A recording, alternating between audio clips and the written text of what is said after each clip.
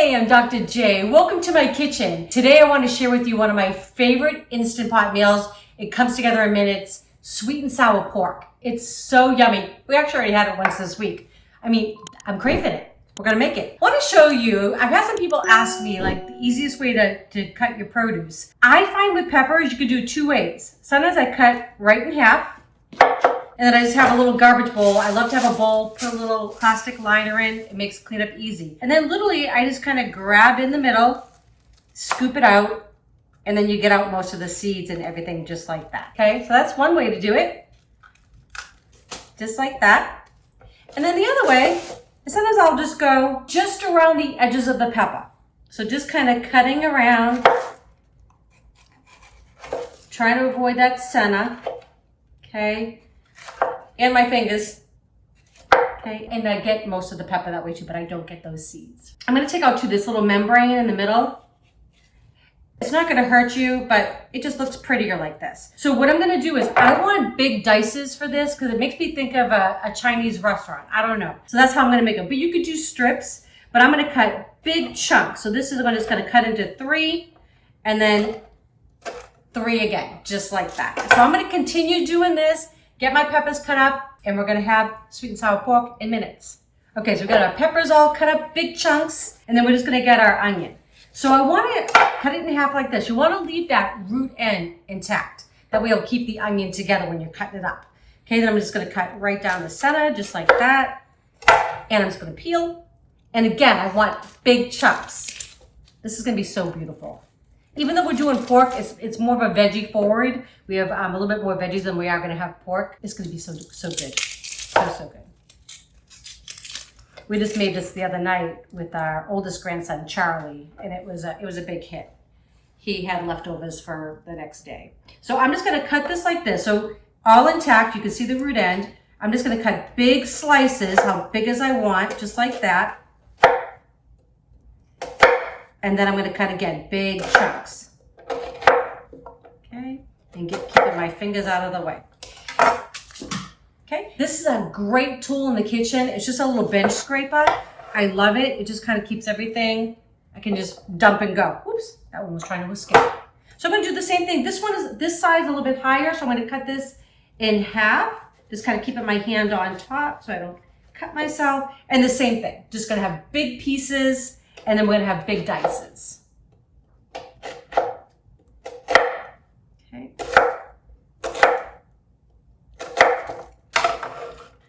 All right. Now onto the pork. Okay, so we got our veggies going. I'm using a pork tenderloin for this recipe. So you know when you buy them in the store, they usually come 2 tenderloins to a pack. So like I said, we made this the other day with Charlie, and we used just one. So like I said, we're going veggie forward. You could absolutely do the same exact recipe, and I'm gonna write it in there for you. It'll be in the description below. If you want a little bit more heavy meat, then use both of them. So I cleaned most, since I was doing this the other day, I cleaned up most of the silver skin on it. You can kind of see it's been cleaned, but I left a little bit right here just so I can kind of show you what you do. So there's just a little skin on there. That would actually be fine, but I'm gonna show you how I remove it. So I just get a sharp knife, get the tip underneath, and you're just gonna slide along just like that, and it will just remove it. Some of the thicker skin, what will happen is if you don't remove it, as it cooks, it will actually tighten up. It will cause the meat to shrink. We don't want that. Plus it'll be tough when you bite it, right? We don't want that. This is gonna be so tender and so delicious. So again, just like with the veggies, I'm just gonna cut this into large pieces. So I'm kind of cutting it in like big chunks, just like that. Obviously, I could use regular pork in this. I could use pork chops in this. This is just what I had in the freezer, and it's just so good. So I defrosted it a few days ago, and that's when I made my first batch. All right, I'm gonna continue getting the pork ready, and then we're gonna get the Instant Pot fired up. Okay, so I'm just gonna turn my Instant Pot onto saute. Here we are.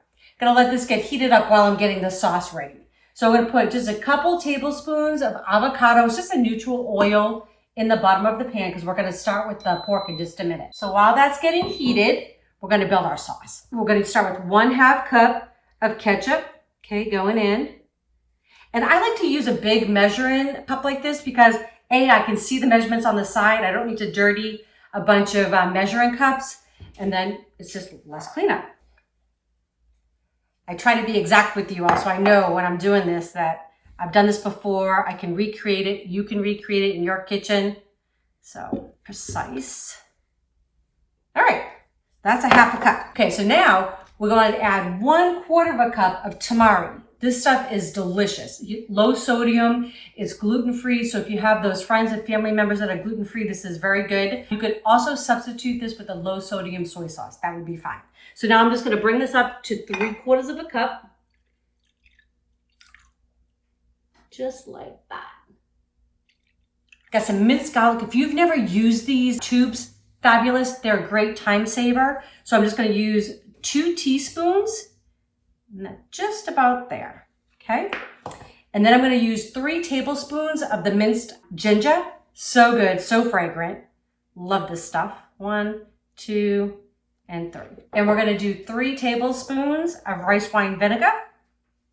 1, 2, 3. Okay, so I just added a good pinch of red pepper flakes. We like it a little spicy. So if you don't, you can absolutely omit them and that would be fine. So I have 1 20-ounce can of pineapple chunks.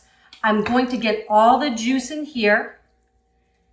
So I'm just gonna squeeze it out like that. It doesn't matter if it all gets in because it's gonna combine in just a minute. I want it just because I want to mix up the sauce. This is important. So when you use it in an Instant Pot, you want to avoid what's called a burn notice. We don't want to have chunks of the tomato or the ketchup. We want to have everything combined.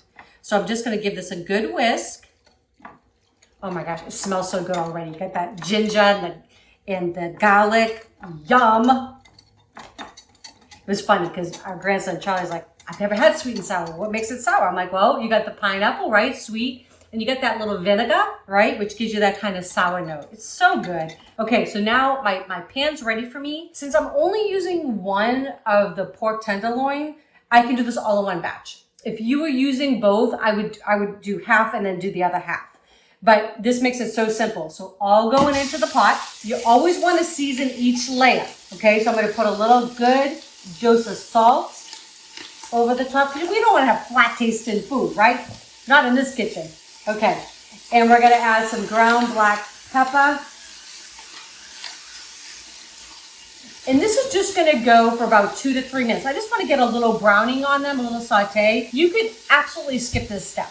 I just like the way it looks. But you could, if you're in a rush, you literally could make your sauce, put all the ingredients in the pot, and get it going.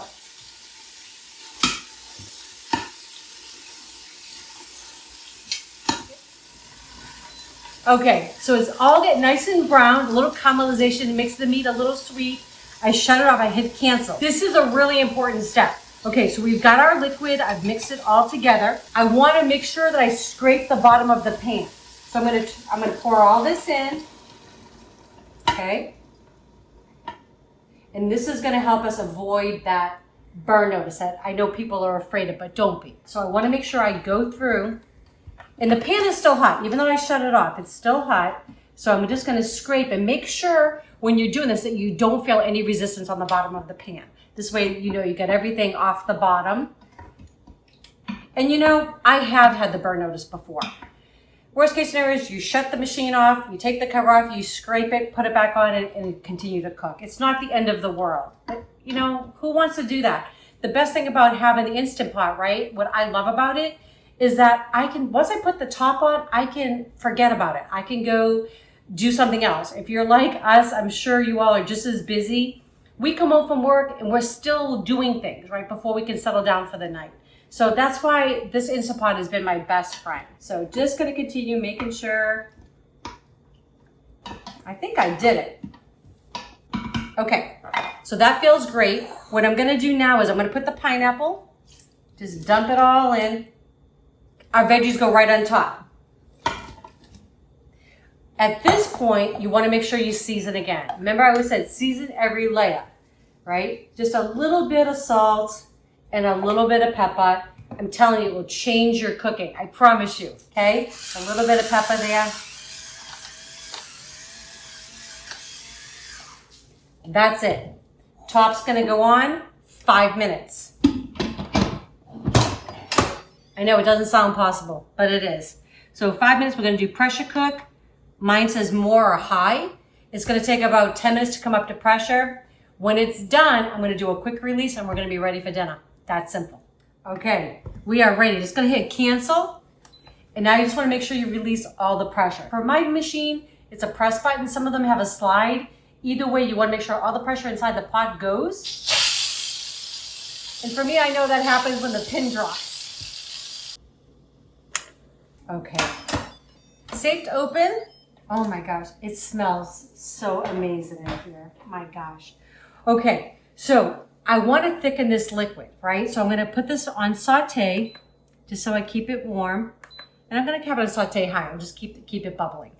This is 3 tablespoons of cornstarch and 3 tablespoons of water. It just makes what's called a slurry.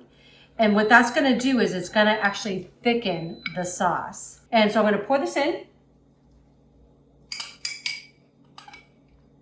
I'm going to give it all a stir, and it's going to take about 3 to 4 minutes to really come up to a nice bubble, and then we're ready to eat. Okay, this has gotten nice and thick. So with cornstarch, when you're doing your slurry, it has to come up to a bubble to get to its thickening power. So make sure you have it bubbling. Just put it on saute, you'll be fine. But we're ready to eat. So I'm going to scoop some in. And I know Eric's been wanting to, that's the problem when you're cooking, right? You have to wait because it smells so good, but it's always worth it, I think. And I'm a sauce girl, so I like a little bit extra sauce on there. Terrible. But yeah, whether it's spaghetti or whether it's pizza or anything, a little bit more sauce is always good for me. Look at that, right? Sweet and sour pork in your house in minutes. Come on, we're gonna give this a taste for you. Okay, I know, it smells really good. Are you ready to taste this? This is one of my favorites. I did want to tell them though about the rice. So the rice, when you make it, I make it in the Instant Pot. And we're gonna show you the video. We'll give you a link. When you make it, make a big batch. Even if you just make it for yourself. If you're making it for one or many, make a large batch because it freezes so good. That's so good. Yeah, and then you can just take it out, defrost it the night before, just put it in your refrigerator, and then you have it to serve with whatever you want. But it's so delicious. It's a jasmine rice that I made with this. I'm ready. So between that and the sweet and sour, yeah. Of course we had this already like last week, but we did. I know it's good. But, I know, but I've been craving it too. I like that you test the recipes before you and send them out into the world, so yes. That's nice. Yeah, I try to make sure that everything that we do here is tested, so that way when you guys get it, the recipes are correct. Because sometimes in my mind, it might be, I want a little bit more of this, a little bit more of that, and so I do that before I actually send it out to you. Yeah. All right. Yeah. Well, I hope you all like these recipes, and if you do, I'd love to know what else that you guys might like to see me make. If there's something else in the Instant Pot or just anything that you'd like, just put it in the comments below. I'd love hearing from you all. It's awesome. We get texts from all over the world, which is pretty cool. I'm getting some pepper. Yeah. Oh, I want some pineapple too. Oh, yeah. Well, let's see if I can do this. Did you say you're a saucy girl? I am a saucy girl. Totally. I'm so saucy. Yep. Going in. There we go.